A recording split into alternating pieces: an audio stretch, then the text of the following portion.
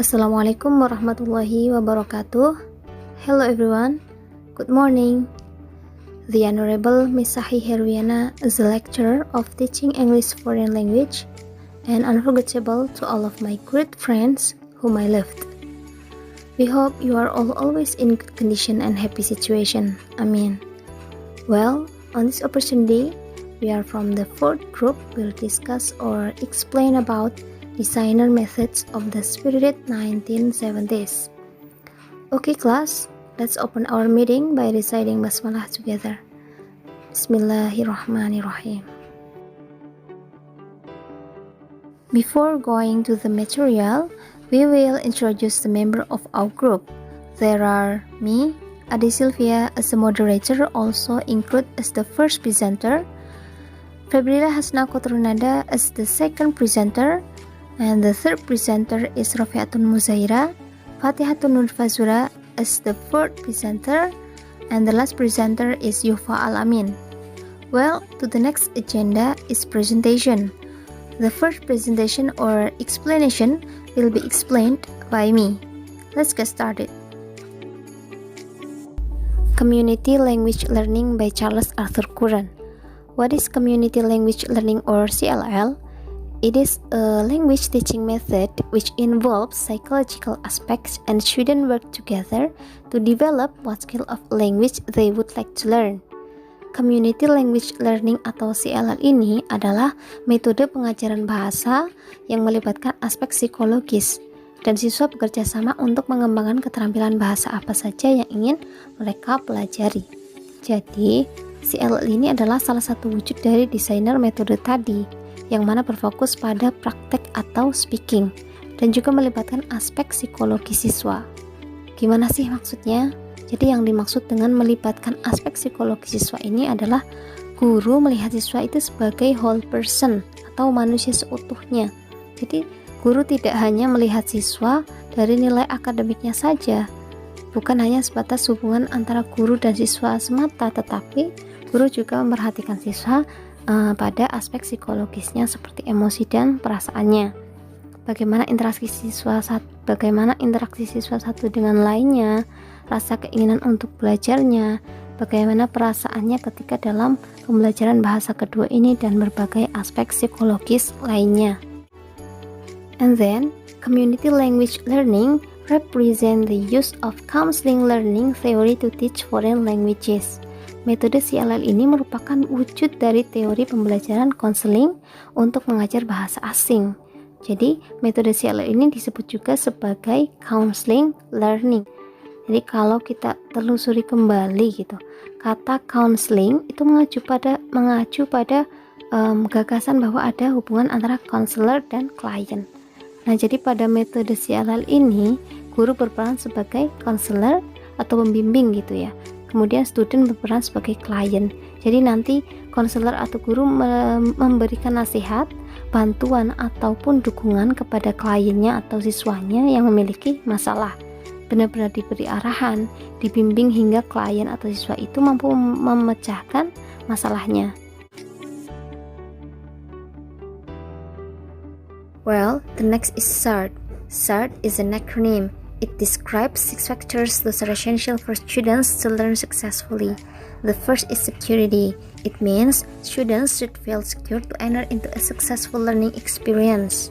Yakni menciptakan rasa aman, agar siswa merasa aman dan percaya diri untuk masuk ke dalam pengalaman belajar atau kelas. Suasana kelas, hubungan siswa satu sama lain, sikap guru pada siswa mempengaruhi rasa aman siswa. The second is attention. Attention is the learner's involvement in learning. Jadi, attention di sini diartikan sebagai keterlibatan siswa dalam pembelajaran. The third is aggression. Is to show what has been learned for self-assertion. Yakni menyangkut peran aktif siswa. Siswa dapat menunjukkan apa yang telah dipelajari. The next is retention, yaitu menguji daya ingat siswa agar perkembangan bahasa yang sedang dipelajari dapat terus diperbaharui. The fourth is reflection. It means students need quiet reflection time in order to learn. yaitu siswa memerlukan waktu perenungan yang tenang untuk belajar, seperti guru membaca 3 kali dan siswa bersantai mendengarkan untuk refleksi, atau siswa mendengarkan suara mereka sendiri dari hasil rekaman mereka. And then, the last is discrimination. Students should discriminate the similarities and the differences among target language forms, yakni penjelasan. Siswa membandingkan suara mereka dengan guru, guna melihat bahasa tersebut membentuk perbedaan jelas dalam bahasa sasaran. Okay class, the next one is stages of community language learning. It is the mastery stages of CLL. It's divided into 5 parts. The first is embryonic stage. It means the stage where the dependence of students on the teacher is still 100 or close to 100%. At this stage, the student's sense of uncertainty prevents them from using a foreign language, especially in front of his teacher or other people he doesn't know. Jadi pada tahap pertama ini siswa belum memiliki rasa percaya diri. Jadi tugas guru adalah pelan-pelan menghilangkan atau mengurangi perasaan seperti ini dengan memberikan bimbingan atau penyuluhan. Kayak siswa diminta supaya menyebutkan atau melakukan aktivitas yang menjadi minat mereka, kemudian diminta untuk merefleksikan. The second is self-assertion stage. The stage where students have received moral support from their peers or from their teachers, and they have been trying to find their identify as foreign language speakers. Pada tahap kedua ini, mereka sudah mencoba menemukan jati diri mereka sebagai penutur bahasa asing. Tapi tentu saja bahasa yang mereka gunakan barulah dalam bentuk yang sangat sederhana. Next, birth stage. Students gradually begin to reduce the use of their mother tongue. They begin to get used to using a second language. Pada tahap ketiga, siswa sudah mulai terbiasa memakai bahasa kedua. Jadi pada tahap ini, guru atau konselor harus bertindak bijaksana dan memperhatikan segala aspek yang timbul pada tahap ini, dan harus mampu mengatasi problem yang dihadapi oleh siswa dengan pendekatan psikologis di atas. Next, adolescent stage. At this stage, students are no longer silent during the learning process. They have to be active in speaking. Jadi pada tahap ini, siswa sudah harus aktif berbicara bahasa target. The last stage is independent stage. The stage where students have mastered all the material to be discussed, and students have been able to expand their language and learn social and cultural aspects of native speakers. The last is the technique of community language learning. First, tape recording student conversation. Students choose what they want to say, and their target language production is recorded for later listening or dissemination. Jadi di sini merekam percakapan bahasa target siswa. And then transcription. Teacher produce a transcription of the tape recorded conversation with translation in the mother tongue. This is then used for follow-up activities or analysis. Yakni guru membuat transkripsi dari hasil percakapan yang direkam dengan terjemahan dalam bahasa ibu atau bahasa asli. Then, reflection of experience. Teacher takes time during or after various activities to allow students to express how they feel about the language and the learning experience, and the teacher indicates empathy or understanding. Refleksi dengan guru meluangkan waktu agar siswa mengungkapkan perasaan tentang bahasa dan pengalaman belajar mereka. Next, reflective listening. Students listen to their own voices on the tape in a relaxed and reflective environment. Kemudian siswa mendengarkan hasil rekaman mereka dengan santai dan reflektif. Then, human commuter. Teacher is a human commuter for the student to control the teacher stating anything in the target language the student wants to practice. Kemudian yang selanjutnya, guru berperan sebagai komputer manusia untuk dikendalikan oleh siswa. Jadi guru menyatakan apapun dalam bahasa target yang ingin dipraktikkan oleh siswa. Memang di sini guru harus benar-benar menguasai bahasa target. Last, small group tasks. Students work in small group to create the new sentences using the transcripts. Yang terakhir, membuat tugas kelompok, yakni siswa membuat kalimat baru menggunakan transkrip. Setelah itu membagikannya dengan seluruh kelas. Well, the next method is Suggestipedia. This method is developed by Georgi Lozanov. Suggestopedia is sent a suggestion. According to Lozanov, humans can only use 5 to 10% of their brain capacity to learn. Menurut Lozanov, manusia hanya bisa menggunakan kapasitas otaknya 5 dengan 10% saja untuk belajar. Oleh karena itu, untuk meningkatkan mental dan pikiran dengan tujuan memperoleh pembelajaran semaksimal mungkin, mereka memerlukan yang namanya suggestion atau sugesti. Itulah kenapa Lozanov memberi nama metode ini Suggestopedia. Beliau berargumen bahwa siswa secara alami menghadapi hambatan psikologis di saat belajar like khawatir, lelah, bosan, takut, and there are negative belief system. Ada sistem kepercayaan negatif such as a conviction that learning is hard, belajar itu sulit, or that school is bored, sekolah itu membosankan.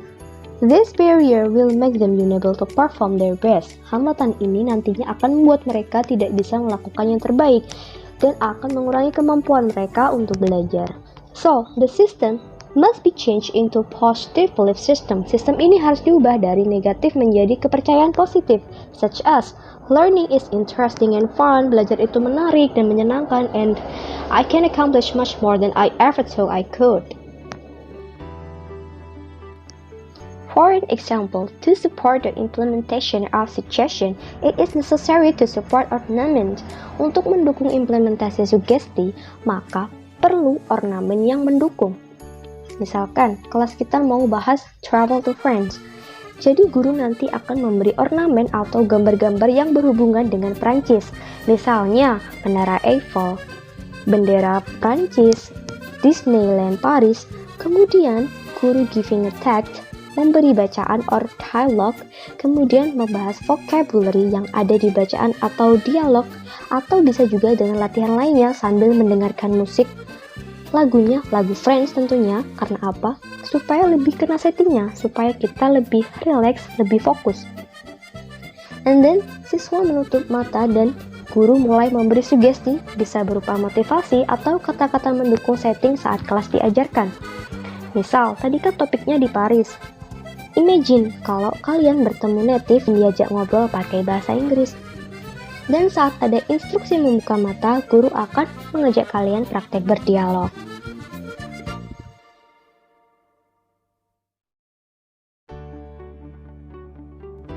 The natural approach is a method of language teaching developed by Stephen Kresen and Tracy Terrell.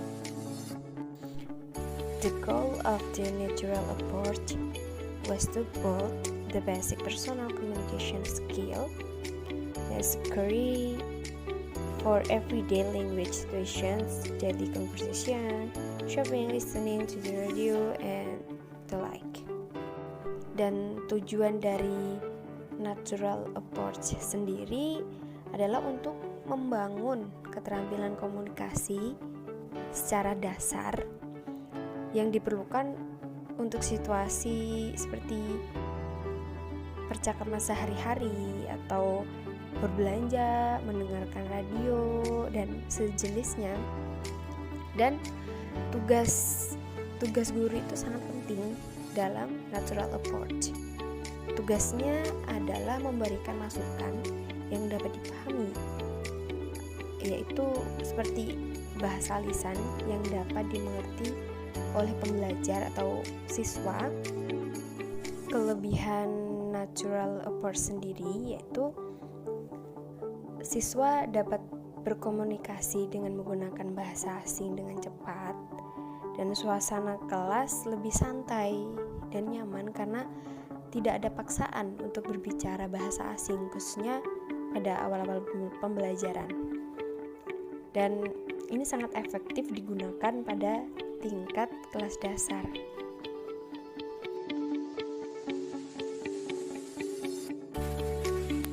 Okay, the next is the silent way.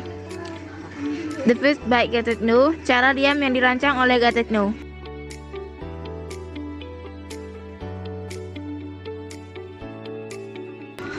According Gatetno, teaching means facilitating the learning process. Menurut Gatetno, teaching berarti memfasilitasi proses belajar. This means that students are more active than teachers. Artinya siswa lebih aktif daripada guru. The silent way, use media.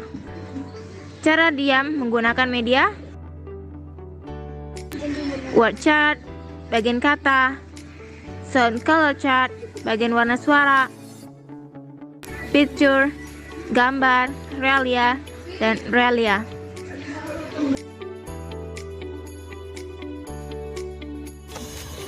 Baik, saya akan menyampaikan materi tentang Total Psychoresponse. Total Psychoresponse is a method of learning foreign language by giving orders, which are combined with cycle movements to make it easier for students to learn the foreign language.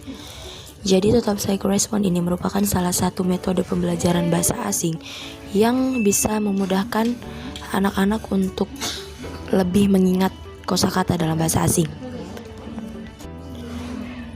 Jadi, anak sebagai peserta didik akan merespon sebuah perintah secara fisik sebelum melakukannya dengan verbal atau dengan pengucapan. Total Psychoresponse ini juga mempunyai kelebihan dan kekurangan. Kelebihan dari TPR ini yang pertama ialah very effective. Sangat efektif dalam mengajarkan kosakata yang sangat baru. Yang kedua, can be fun learning. Dengan variasi tertentu, TPR dapat menciptakan fun learning yang tentu akan meningkatkan motivasi siswa dalam menguasai bahasa asing. Yang kedua, kelemahan dari TPR yaitu ialah yang pertama very limit in the teaching vocabulary, yaitu sangat terbatas pada pengajaran kosakata. Yang kedua, tends to be used for beginners. TPR cenderung untuk pembelajaran dasar atau pemula. Yang ketiga, if it doesn't vary, students will tend to get bored. Jika tidak ada variasi, maka siswa akan cenderung bosan. Meski pada awalnya didesain untuk pembelajaran tatap muka, TPR juga bisa dikembangkan ke dalam pembelajaran online. Well class, those are all from us. Thank you very much.